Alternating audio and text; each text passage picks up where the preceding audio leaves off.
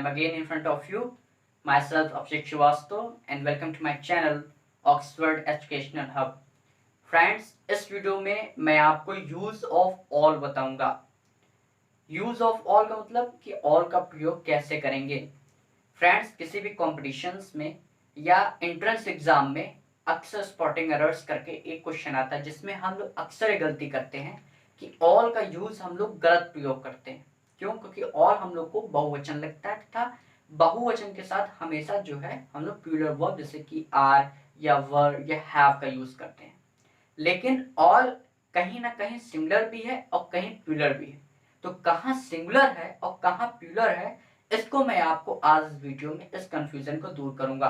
तो वीडियो को पूरा लास्ट तक देखिए, तभी आपका ये कंफ्यूजन दूर हो पाएगा और इससे रिलेटेड कोई भी कंफ्यूजिंग जो सेंटेंस या आपको कंफ्यूजन होती है वो पूरी तरीके से दूर हो जाएगा। तो इससे रिलेटेड कोई भी नंबर आपको कॉम्पिटिशन्स में नहीं कटेगा। फ्रेंड्स, इससे पहले कि मैंने आपको नाउन के बारे में पूरी इन्फॉर्मेशन दे दी थी, उसका लिंक मैं डिस्क्रिप्शन बॉक्स में दे दूंगा। तो फ्रेंड्स, आज का जो हमारा टॉपिक है वो है यूज ऑफ ऑल। ऑल का प्रयोग जो कि ऑल प्लूरल हम लोग को लगता है, लेकिन ऑल कहीं कहीं सिंगुलर भी है और कहीं कहीं प्लूरल भी है। तो सिंगुलर कहाँ है और प्लूरल कहाँ है, इसको हमें जानना होगा। सिंगुलर कहाँ है? ऑल का यूज अगर सब कुछ के अर्थ में आता हूं, ठीक है, ऑल का यूज अगर सब कुछ के अर्थ में हो तो सिंगुलर माना जाता है। मतलब ऑल है तो प्लूरल, लेकिन ऑल सिंगुलर वहां माना जाएगा जहां पे ऑल का जो अर्थ हो वो सब कुछ के अर्थ में निकलना हो। जैसे मैं आपको एग्जाम्पल दे करके समझाता हूं। एग्जाम्पल में क्या है, जैसे हमने लिखा सब कुछ ठीक है। सब कुछ ठीक है, ठीक है, सब कुछ ठीक है। ओके, जैसे लोग कहते हैं कि और भाई कैसे हो, तो आपसे कहते हैं सब कुछ ठीक है।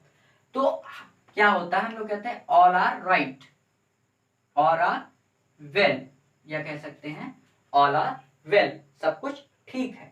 लेकिन ये हम लोग अक्सर करते हैं, लेकिन ये जो है ये गलत है, ये जो है गलत है। क्यों? क्योंकि यहाँ पे ऑल का जो यूज है वो सब कुछ के अर्थ में आया है, सब कुछ अर्थ में है। तो ऑल का यूज अगर सब कुछ के अर्थ में आएगा तो उसको सिंगुलर मानते हैं। इसीलिए according to the subject verb agreement, अभी मैं आपको बताऊंगा कि सब्जेक्ट वर्ब एग्रीमेंट क्या होता है इसी के बाद, ठीक है। तो सब्जेक्ट वर्ब एग्रीमेंट के अनुसार हमेशा सिंगुलर सब्जेक्ट के साथ सिंगुलर वर्ब तथा प्लूरल सब्जेक्ट के साथ प्लूरल वर्ब लगती है।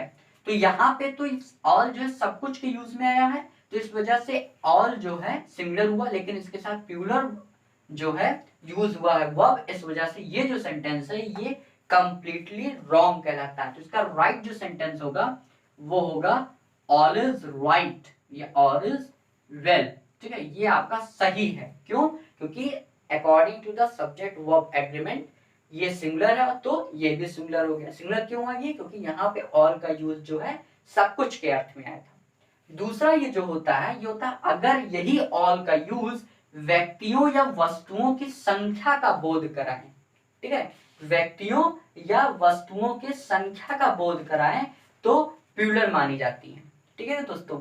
यानी कि अभी हमने बताया कि ऑल का यूज सब कुछ के अर्थ में सिंगुलर माना जाता है अगर सब कुछ का है, लेकिन वही ऑल का यूज अगर व्यक्तियों या वस्तुओं की संख्या का बोध करा रहा है तो वहां पे जो है प्लूरल नाउन माना जाता है। अगर हम लोग इसके एग्जाम्पल की बात करें, जैसे कि हमने बताया कि सिंगुलर माना, लेकिन यहाँ पे ऑल का यूज जो है व्यक्तियों वस्तुओं की संख्या का बोध करा रहा है। तो यहाँ पे जो अगर हम लोग एग्जाम्पल की बात करें तो ऐसे लिख सकते हैं कि सब लोग गंदे हैं, ठीक है। यहाँ पे सब लोग, यहाँ पे सब कुछ नहीं है, सब लोग, और लोग क्या है, किसी भी व्यक्तियों की संख्या का बोध करा रहा है। ध्यान से इसको समझिएगा, बहुत ही माइन्यूट चीज है। व्यक्तियों की संख्या का बोध करा रहा है लोग, तो यहाँ पे ऑल जो है सब, ऑल क्या है, व्यक्तियों की संख्या का बोध करा रहा है। इस वजह से हम यहाँ पे क्या करेंगे, चूंकि प्लूरल है तो all are bad, all are bad ये सही है। सब लोग गंदे हैं, ऑल आर बैड, लेकिन ऑल इज बैड ये गलत हो जाएगा। क्यों? क्योंकि यहाँ पर और जो है व्यक्तियों वस्तुओं की संख्या का बोध करा रहा है तो प्लूरल हुआ, इस वजह से इसके साथ प्लूरल वर्ब लगेगी। और यहाँ पे प्लूरल है, इसके साथ सिंगुलर, इस वजह से ये जो है गलत हो गया। इससे पहले मैं आपको बताया था कि यहाँ पे जो हम लोग सब्जेक्ट के अनुसार वर्ब लगा रहे हैं वो सब्जेक्ट वर्ब एग्रीमेंट के अनुसार लगा रहे हैं। अब मैं आपको बताऊंगा कि सब्जेक्ट वर्ब एग्रीमेंट क्या होता है, क्योंकि उसको समझना आवश्यक है। जब आप उसको समझ जाएंगे तो किसी भी नाउन के साथ कौन सी वर्ब लगे तथा वो वर्ब सिंगुलर और प्लूरल हो ये आप आसानी से समझ सकेंगे। तो हम लोग पढ़ेंगे कि सब्जेक्ट वर्ब एग्रीमेंट क्या होता है। ठीक है, subject verb agreement. Subject verb agreement का मतलब होता है कि किसी भी सब्जेक्ट के नंबर, ठीक है, नंबर और पर्सन, दो चीजें, किसी भी सब्जेक्ट के यानी किसी भी सेंटेंस में जो सब्जेक्ट यूज हुआ है उसके नंबर और पर्सन के अकॉर्डिंग जो वर्ब यूज होती है, ठीक है, के अकॉर्डिंग जो वर्ब यूज होगी, जो वर्ब यूज होती है उसी को हम लोग सब्जेक्ट वर्ब एग्रीमेंट कहते हैं। मतलब किसी भी सेंटेंस में सब्जेक्ट के नाउन, नंबर और पर्सन के अकॉर्डिंग जो वर्ब का यूज होता है उसी को हम लोग सब्जेक्ट वर्ब एग्रीमेंट कहते हैं। फ्रेंड्स, इसके दो रूल होते हैं। पहला जो रूल होता है वो ये होता है कि हमेशा सिंगुलर सब्जेक्ट के साथ सिंगुलर वर्ब का यूज होता है तथा प्लूरल सब्जेक्ट के साथ हमेशा प्लूरल वर्ब का यूज होता है। अब हम लोग जो है नाउन एंड नंबर में ये जानेंगे कि किसी भी चीज का प्लूरल फॉर्म कैसे बनाते हैं। लेकिन मैं आपको छोटा सा इंट्रोडक्शन दे देता हूं। जैसे किसी भी नाउन को अगर हमें सिंगुलर है और उसे प्लूरल बनाना है तो उसमें यस या ईएस जोड़ करके या बहुत सारे तरीके हैं उसके थ्रू हम लोग उसका प्लूरल बनाते हैं। जैसे अगर बॉय है, ठीक है, तो बॉय का प्लूरल बनाएंगे तो हम लोग बॉयज कर देंगे, यानी यस या ईएस जोड़ देंगे। ये सिंगुलर था, नाउन था, इसको प्लूरल बना दिए।